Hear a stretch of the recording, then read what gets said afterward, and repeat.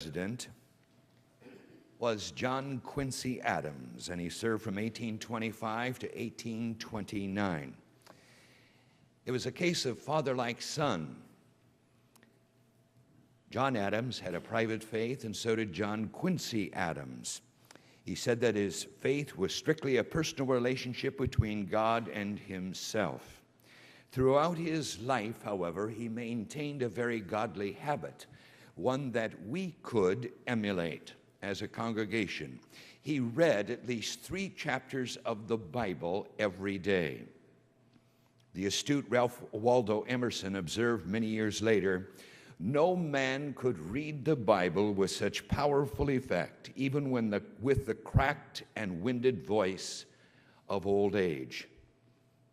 In spite of his love of Holy Scripture, we have no record that a Bible was used when he took his oath of office on March the 4th, 1825.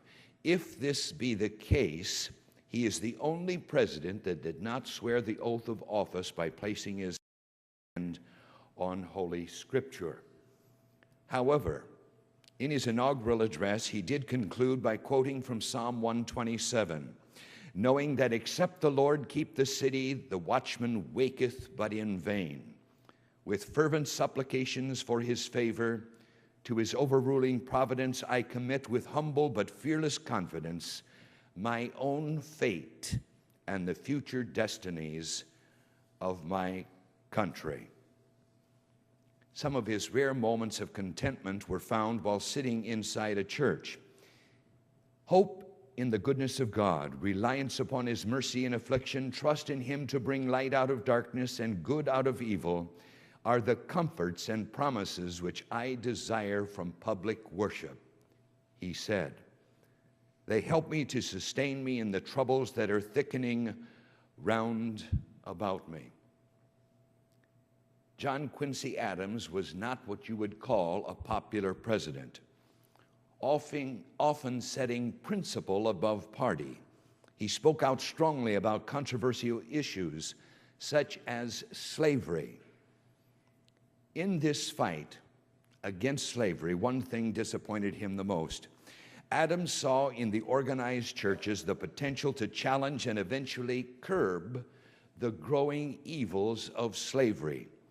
He lamented the fact that neither the clergymen nor their flocks did much to rid society of this plague. He pointed out a letter in May 27th, 1838. He said, "The counterfeit character of a very large portion of the Christian ministry of this country is disclosed in the dissensions growing up in the Protestant churches on the subject of slavery. This question of slavery is convulsing the congregational churches in Massachusetts.